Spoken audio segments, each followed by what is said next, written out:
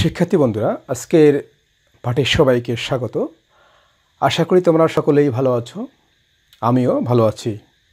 শিক্ষার্থী বন্ধুরা, কোভিড-19-এর কারণে শিক্ষা প্রতিষ্ঠান বন্ধ থাকার কারণে তোমরা অবশ্যই ঘরে থেকেই তোমাদের পড়াশোনা চালিয়ে যাচ্ছ। আর মূলত এই কারণেই আজকে আমি তোমাদের সামনে হাজির হয়েছি। শিক্ষার্থী বন্ধুরা, চলো আর কথা না বাড়িয়ে আমাদের মূল পাঠে ফিরে যাই।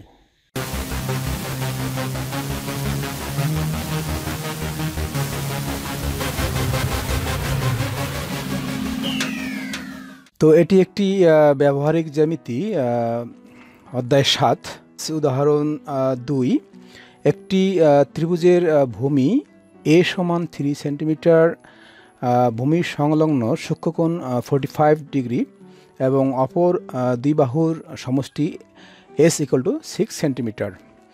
তো শিক্ষার্থী বন্ধুরা, এখানে ক, খ, গ তিনটি এখানে জ্যামিতি করতে হবে। তো এর আগের ভিডিওতে আমি ক এবং খ করে দিয়েছি। আজকে আমি তোমাদের গ নম্বর যে সমস্যাটি আছে, একটি বর্গের পরিসীমা 2s হলে বর্গটি আঁকো।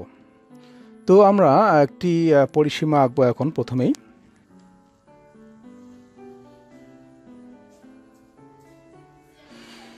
তো এটি হচ্ছে একটি পরিসীমা, এটার নাম দেওয়া হয়েছে 2s।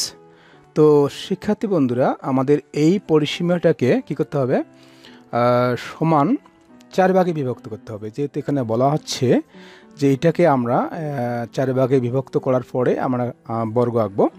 তো এটাকে 4 ভাগে কিভাবে বিভক্ত করতে হবে, প্রথমে আমরা এটাকে 2 ভাগে বিভক্ত করি। তো 2 ভাগে একটা রেখাংশকে কীভাবে সমদ্বিখণ্ডিত করতে হয় তোমরা জানো। আমরা কি করব, এই রেখাংশটির অর্ধেকের বেশি ব্যাসার্ধ নিব। এই যে এটা হচ্ছে অর্ধেক, আনুমানিক অর্ধেকের বেশি ব্যাসার্ধ নিয়ে এভাবে কি করব, বৃত্তচাপ আঁকব। তারপরে এপাশে এভাবে একইভাবে বসিয়ে আমরা এভাবে দুইটি বৃত্তচাপ এঁকে নিব। তো এটা একটু শর্ট হয়েছে, আমরা একটু এভাবে নেই। আচ্ছা, এটা তাহলে কি হলো, এটা এভাবে আমরা স্কেল বসাবো, বসানোর পরে দেখব এবং এটা আমরা মাঝখানে রেখাটির এই বরাবর একটা কি করব, বিন্দু এঁকে নেব, কারণ এটা সমদ্বিখণ্ডিত হয়ে গেছে এইখানে। তাহলে এখন এটাকে আমরা সমদ্বিখণ্ডিত করলাম, করার পর যেহেতু এটাকে আমরা 4 ভাগে বিভক্ত করব, তাহলে আমরা যদি এর 2টা ভাগের এই ভাগটাকে যদি আবারও 2 ভাগে বিভক্ত করি বা সমদ্বিখণ্ডিত করি, সেক্ষেত্রে কিন্তু এটা কী হবে, 4 ভাগের 1 ভাগ আমরা পেয়ে যাব। তাহলে এখন আমরা এটাকে একইভাবে আবারও এই যে অর্ধেকের বেশি, এটা অর্ধেক হলো, অর্ধেকের বেশি ব্যাসার্ধ নিয়ে একইভাবে আমরা আবারও উভয় পাশে 2টি করে বৃত্তচাপ আঁকি। এই যে হলো। এখন আমরা তাহলে কী করব, একইভাবে এভাবে স্কেল বসিয়ে আমরা এই যে অবশ্যই এটা এভাবে করে নিবা, ঠিক করে নিবা, নেওয়ার পরে এখানে বিন্দু দিবা। তাহলে কী হলো, এই রেখাংশটি কী হলো, এটা কিন্তু 4 ভাগের 1 ভাগ। যেহেতু পুরাটা হচ্ছে এটা 2 ভাগ, এটা হচ্ছে 2 ভাগ, আবার 2 ভাগের 1 ভাগকে যদি আবার আমরা সমদ্বিখণ্ডিত করি, তাহলে কিন্তু এটা হচ্ছে 4 ভাগের 1 ভাগ। তার মানে আমরা লিখতে পারি, এটা যদি আমরা ধরি পরিসীমা হচ্ছে পি, এটা আমরা পি ধরব, পরিসীমাটা পি।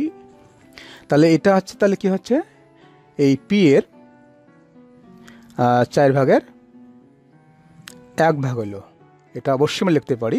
এটার অর্থ হচ্ছে কি 1/4 × পি, মানে কি, যে এটা হচ্ছে কি পি এর 4 ভাগের 1 ভাগ। এখন আমরা আসল কাজটি করব, সেটি হচ্ছে কি, প্রথমে আমরা যে কোনো একটি রেখাংশ AX টেনে নিই। তাহলে আমরা এখন AX যে কোনো মাপের, এরকম করে আমরা যে কোনো মাপের AX একটি রশ্মি টানি।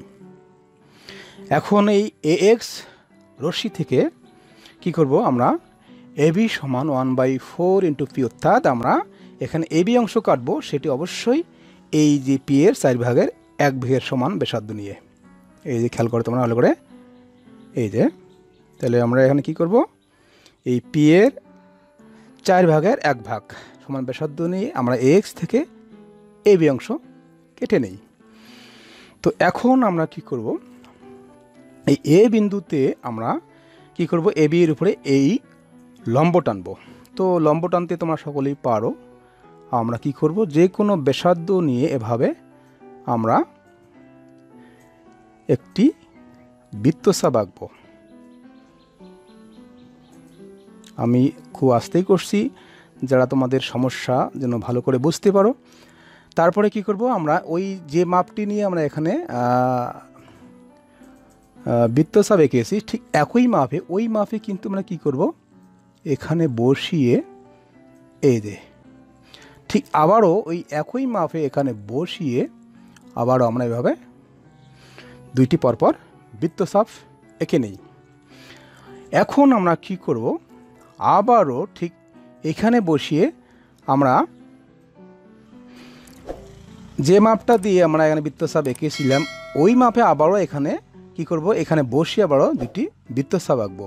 তো এখানে একটি বিষয় হচ্ছে কি, তোমরা ইচ্ছা করলে কিন্তু এখন মাপটা চেঞ্জ করতে পারো।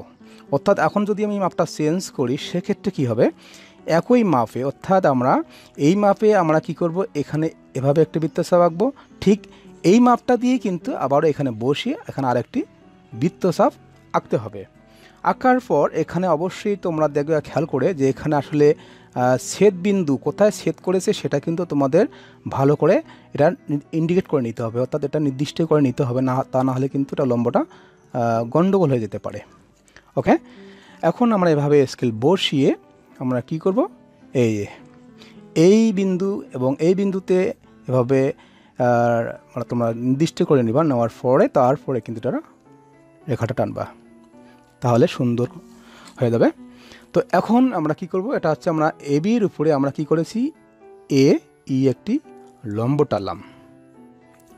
তো এখন আমাদের কি করতে হবে, এখন আমাদের যেটি করতে হবে, এখন আমাদের এই থেকে এ বি এর সমান করে এডি অংশ কেটে নিই। অর্থাৎ আমরা এই যে রেখাংশটা আছে সেখান থেকে আমরা কি করব, এ বি এর সমান, এই যে এ বি এর সমান, যেহেতু এটা বর্গ আঁকবো আমরা অবশ্যই চারটে বাহু সমান করতে হবে। এই যে এখানে আমরা এই থেকে এ বি এর সমান করে এ ডি অংশ কেটে নেই, তাহলে এটা হচ্ছে এডি। তো এখন এই বি ও ডিকে কেন্দ্র করে এই যে পি এর 4/1 সমান ব্যাসার্ধ নিয়ে কোণ বি এ ডি এর অভ্যন্তরে এই যে এইখানে আর কি ভিতরে দুইটি বৃত্তচাপ আঁকি। তাহলে আমরা কি করব, এইটা সমান ব্যাসার্ধ নেব। এইটা মানে কিন্তু হচ্ছে এই মাপটা কিন্তু আর এই মাপটা একই, সেটা হচ্ছে এই যে মাপটা নিলাম আমরা একই মাপ, কিন্তু যেহেতু এটা সমান করে আমরা এটা এঁকেছিলাম সেক্ষেত্রে আমরা তাহলে বিওডিকে কেন্দ্র করে এই যে পি এর 4/1 সমান ব্যাসার্ধ নিয়ে কোণ বিএডি এর অভ্যন্তরে দুইটি বৃত্তচাপ আঁকি। এবার ডিকে কেন্দ্র করব আমরা, এই যে বৃত্তচাপ দুইটি পরস্পরকে সি বিন্দুতে ছেদ করে। এখন আমরা বি ও সি এবং সিওডি যোগ করব।